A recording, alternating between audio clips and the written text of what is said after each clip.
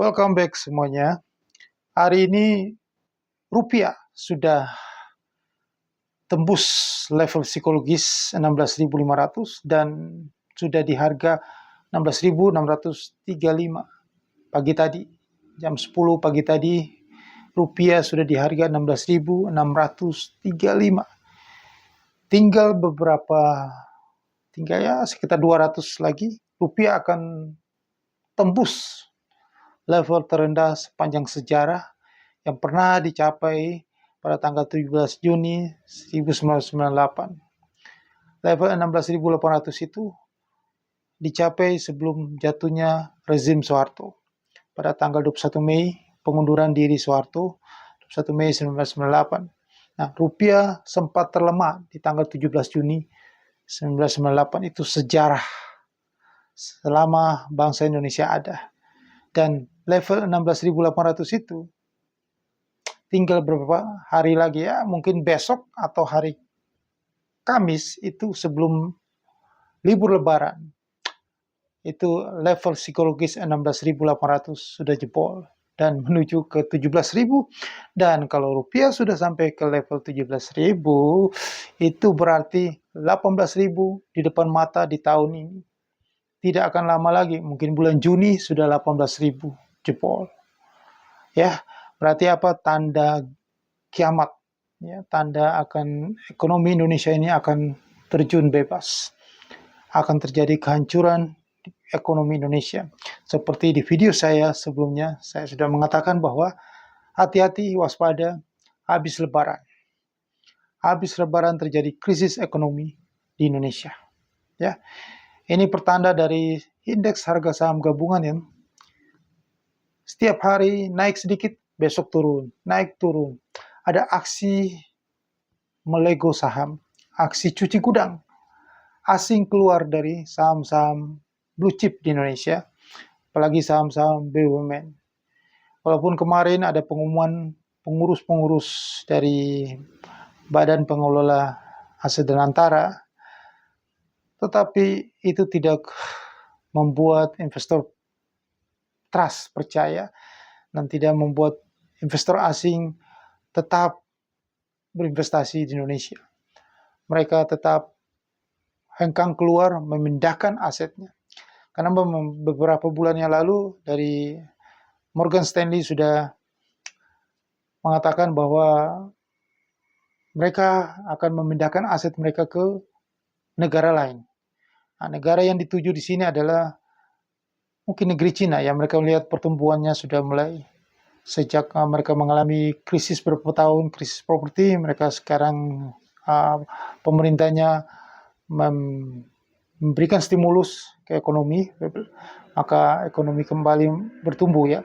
Jadi mereka pindahkan aset, mereka keluar dari Indonesia semuanya, asing akan keluar, angkat koper, cuci gudang, ya, jual semua sahamnya, obligasinya, dan mereka pindah ke China.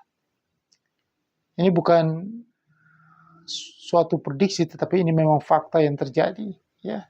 Dan saya sudah mengatakan kan bahwa rupiah itu pasti 18.000 dan ini sudah arahnya menuju ke sana, ya. 16.800 ini kalau sampai 2 hari ini, ya, antara hari Rabu atau hari Kamis, pokoknya sebelum hari libur Lebaran, itu sudah pasti jebol. Level 16.800 jebol, 17.000 tuh nggak kuat levelnya. Itu ada kepanikan, ada aksi memborong dolar, ya. Dan investor asing itu pasti keluar. Makin deras, yaitu habis Lebaran. Saya kan sudah mengatakan di video saya sebelumnya bahwa habis Lebaran adalah krisis ekonomi di Indonesia. Ekonomi Indonesia akan makin terjungkal, akan makin terjun bebas, akan ada kehancuran ekonomi Indonesia. Karena apa? Karena asing tidak percaya dengan pemerintahan saat ini. Pemerintahan baru yang baru berjalan sekitar 5 bulan ini, itu belum mendapat kepercayaan di mata investor asing. Karena sampai dengan sekarang ini mereka melihat kebijakan-kebijakan yang dilakukan oleh pemerintah sekarang itu belum ada tanda-tanda positif. Ya, pertama, bagaimana mau kebijakannya berjalan bagus? apalagi target ambisius pertumbuhan ekonomi 8%. Sedangkan yang terjadi adalah sampai dengan sekarang, ya, pemerintah masih mengalami masalah di fiskal, kekurangan anggaran, ya, defisit anggaran, pemasukannya berkurang, pemasukannya lebih sedikit daripada penerimaan negara. Penerimaan negara dari sektor pajak menurun, belum juga dari ekspor yang menurun karena jatuhnya harga komoditas dunia, dan ada perlambatan ekonomi, dan ada perang dagang.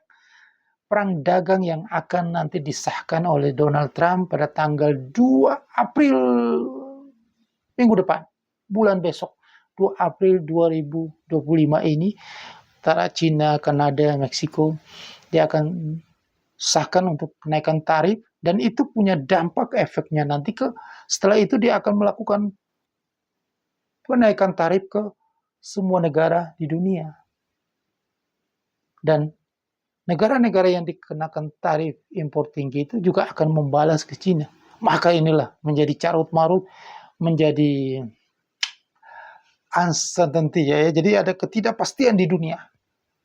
Ekonomi akan kembali melemah, ya. Output seluruh dunia akan berkurang. Harga-harga makin tinggi, ada kelangkaan, rantai pasok akan terganggu. Maka yang terjadi adalah inflasi tinggi kembali. Ya. Yang terjadi lagi nanti setelah itu, jadi nanti di sekitar bulan April atau Mei, itu adalah hati-hati dari kejadian ini, bahwa maka kembali yang menguat adalah bank-bank sentral akan berusaha untuk menguatkan mata uangnya karena inflasi. Jadi yang pertama di sini, US dollar itu akan makin menguat dengan kejadian ini. Investor yang menarik dana, ya, dari seperti negara Konoha ini, yang investornya sekarang tidak percaya dengan kondisi pemerintahan baru ini. Mereka belum melihat ada, yang pertama adalah masalah anggaran fiskal yang belum jelas, ya, masih kekurangan anggaran, dan ini ketidakpastian uncertainty, dan ini adalah alarm buruk. Orang tidak percaya. Investor asing tetap melihat bahwa negara ini kekurangan uang. Ya, mereka tidak percaya, dan yang kedua adalah mereka melihat bahwa tidak ada competitive advantage, ya, kompetitif dari sumber daya manusianya, ya, yang bisa bagaimana ada arus capital inflow masuk. Tidak ada foreign direct investment karena hukum kagak jelas, korupsi. Awal-awal pemerintahan ini sudah banyak kasus korupsi yang mencuat di publik. Dan masalah Danantara, salah satu BUMN yang masuk dalam aset Danantara, Pertamina, itu ada korupsinya. Mencuat korupsinya. Dan makin banyak korupsi yang kerjasama negara dengan oligarki yang tidak ada masuk dalam proses hukum. Jadi ketidakpastian hukum, di mana kita dengar di Jawa Barat baru-baru ini ada ormas-ormas yang memeras, ya. Bagaimana investor bisa punya trust berinvestasi di negara ini kalau ada pungutan-pungutan, ada pemerasan-pemerasan dari ormas-ormas dan lain-lain, hukum kagak jelas, ya. Ini yang membuat ketidakpercayaan, uncertainty terhadap ekonomi Indonesia.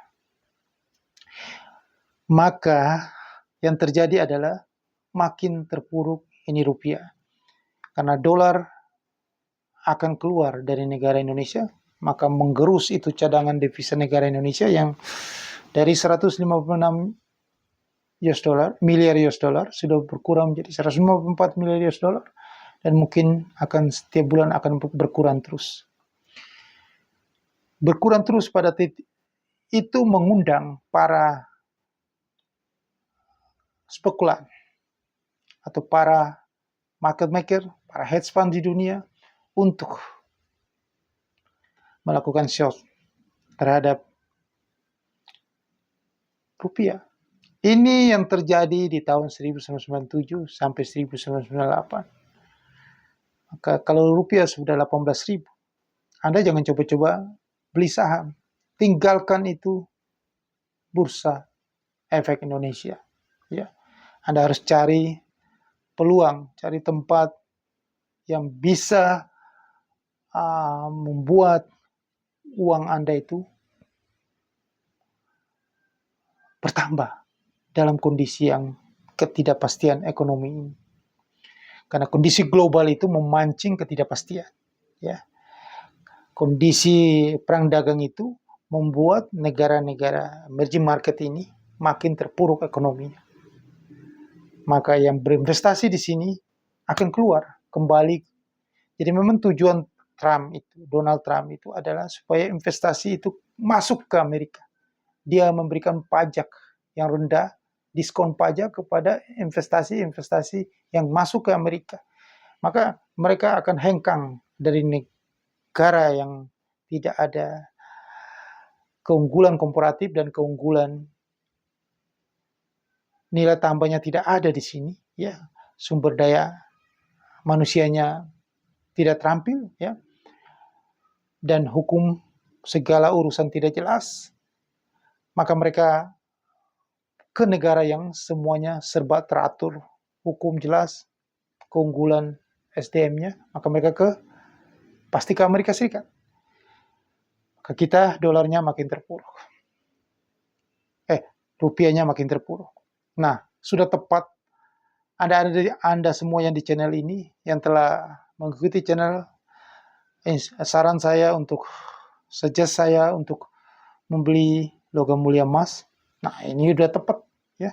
Pada saat kondisi dolar makin melonjak naik harganya, meroket, rupiah anjlok, maka perhitungan konversinya untuk dengan rumus 1 troy ons harga emas dunia 31.103, jadi harga emas dunia 3.000 sekian dikali dengan dolar, konversi dolar rupiah dibagi 31.103 sama dengan dapatnya adalah per gram harga emas logam mulia antam.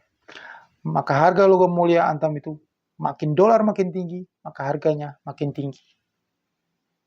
Jadi di saat kondisi nanti makin memburuk ekonomi Indonesia, dolar itu akan makin tinggi, rupiah anjlok, maka harga emas logam mulia antam itu makin naik harganya. Jadi sudah paling tepat, Anda jangan buru-buru untuk menjual. Yang Anda sudah pegang logam mulia emas antam itu, Anda jangan jual. Karena rupiah itu belum 18.000. Kalau rupiah sudah 18.000, maka kondisi makin susah, ya. Banyak usaha-usaha yang, jadi kita ini awal tahun yang dihadapi oleh negara ini adalah defisit anggaran. Karena penerimaan negara itu berkurang dari pajak. Selain ekspor nanti berkurang, pada saatnya nanti ekspor kita akan menurun karena perang dagang itu. Ya. Nah, perang dagang itu dan jatuhnya harga komoditas. Maka penerimaan negara kita, devisa kita masuk dari ekspor andalan kita, yaitu energi dan minyak sawit dan lain-lain, batu bara, itu akan menurun. Maka penerimaan negara menurun. Dan satu penerimaan negara dari sektor pajak pun akan menurun. Karena kondisi ekonomi Indonesia sekarang adalah, Anda lihat secara akal sehat, fakta yang terjadi bulan Februari Maret pemerintah memberikan insentif, stimulus, memberikan bansos. Ya, banyak dikucur dana bansos di antara bulan Februari Maret untuk menopang perekonomian, memacu belanja rumah tangga. Tetapi apa yang terjadi? Informasi mendekati hari H Lebaran itu pedagang-pedagang di Tanah Abang sepi, ya, di pasar Tanah Abang sepi, di Mangga Dua, di mana pedagang-pedagang takjil pun, takjil Lebaran sepi. Daya beli itu makin menurun. Di saat yang harusnya daya belinya banyak di saat mendekati Lebaran momentum ini, tetapi daya beli menurun, apalagi setelah Lebaran. Itu pasti makin menurun lagi. Nah, di saat daya beli yang menurun ini punya dampak terhadap pada pemasukan perusahaan-perusahaan. Maka produsen akan mengalami dampaknya. Pemasukannya berkurang. Maka perampingan PHK terjadi. Dan kalau itu terjadi kembali lagi, daya beli makin menurun, rumah tangga tidak punya uang, belanjanya makin menurun. Maka itu semuanya dari pemasukan perusahaan yang berkurang, punya efek adalah penerimaan negara dari pajak akan berkurang. Maka selama tahun 2025 ini sampai 2026, tetap negara mengalami defisit anggaran itu. Tetap masalah fiskal akan terganggu terus selama tahun ini sampai tahun depan. Apalagi kondisi global semuanya ada kekeringan likuiditas. Jika surat utang Amerika Serikat itu naik, karena kita lihat the Federal Reserve kemarin ya, setiap tanggal 18 Maret itu juga tidak mengambil keputusan untuk menurunkan suku bunga. Karena Chairman the Fed, Jerome Powell juga berpikir bahwa masih melihat dan menunggu kondisi bulan-bulan berikutnya dari dampak kebijakan Donald Trump untuk naikkan tarif perang dagang ini. Jika inflasi itu kembali naik, ya, walaupun inflasi sudah agak menurun dikit, tapi kita belum itu inflasi bulan Februari. Nanti di bulan April akan dirilis inflasi bulan Maret ini. Jika inflasi itu kembali naik, belum tentu suku bunga itu akan turun. Suku bunga yang tinggi ini bertahan lama saja, itu punya dampak terhadap perekonomian. Punya dampak, akhirnya US dollar itu kembali menguat. Surat utangnya makin diburu. Maka mempengaruhi ekonomi global. Maka itu segera Anda manfaatkan itu. Manfaatkannya di mana? Ya, tidak lain. Anda sudah lihat, Anda sudah tidak boleh, Anda tidak harus berharap lagi, karena itu sudah tidak bisa. Dari tahun lalu saya sudah katakan bahwa indeks harga saham gabungan akan anjlok. Ya, level indeks harga saham gabungan Bursa Efek Indonesia itu akan menuju ke 3.588. Itu saya sudah lihat secara teknikal. Sudah beberapa tahun yang lalu saya katakan di video saya. Dan Anda buktikan sekarang, ISG akan turun terus, jebol 6.000 ke 5.000 ke 4.000 dan ke 3.588. Dan Anda sudah tidak bisa berharap di saham lagi.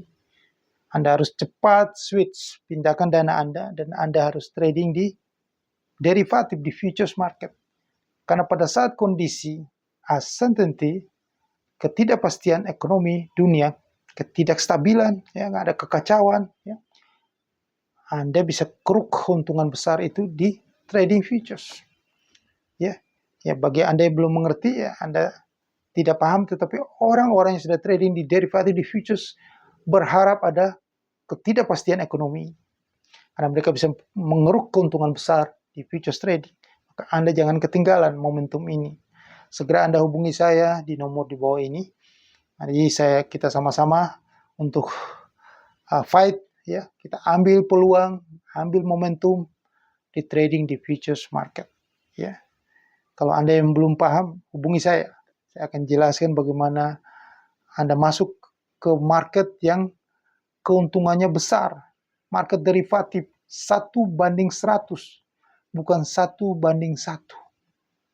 Ya, market tradisional itu akan hancur di saat krisis ekonomi ini. Anda berbisnis real, ya, Anda berbisnis, Anda jual apa, lihat daya beli sudah menurun, bagaimana Anda bisa mendapatkan keuntungan yang besar?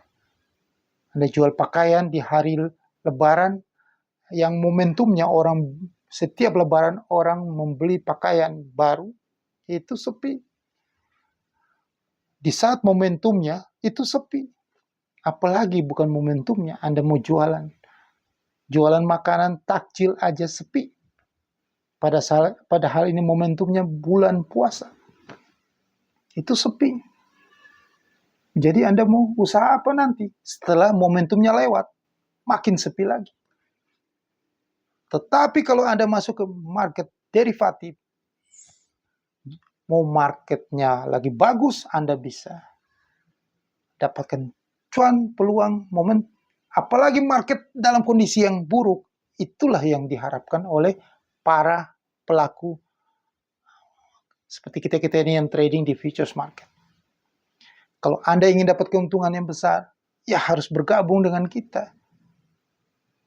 Karena kita memang berharap kondisi seperti ini berlanjut terus. Kondisi seperti ini kita dapat keuntungan besar di trading di futures market. Anda bisa trading gold, harga emas dunia. Anda bisa trading currency, trading mata uang against US dollar. Kalau kondisi resesi, kondisi kekacauan dunia, US dollar itu makin menguat. Karena dia adalah safe haven utama. Maka lawannya akan jatuh. Nah, ini peluang. Market mau bagus, yaitu market ke atas, market ke bawah, utara, selatan, tetap kita dapatkan keuntungan. Dan keuntungannya bukan 1:1. Itu market tradisional. Seperti Anda beli emas simpan, Anda beli rumah, Anda beli rumah, itu semuanya market tradisional. Anda beli saham, ya, atau Anda bisnis 1:1, itu semuanya 1:1. Tetapi market modern, karena Anda kan bukan hidup di zaman dulu, Anda hidup di zaman modern, zaman sekarang. Maka Anda juga harus tahu bisnis yang memang di zaman sekarang, yaitu bisnis derivatif. Orang sudah tidak mau yang lama-lama, ngapain lama-lama dapat keuntungan, kalau bisa cepat dalam waktu sesingkat-singkatnya. Yaitu Anda harus trading di futures trading, di market yang 1:100 keuntungannya. Anda tentunya market 1:100 ini ada prinsip ekonomi. Hukumnya adalah high risk, high return. Low risk, low return juga. Kalau resikonya besar, itu keuntungannya besar.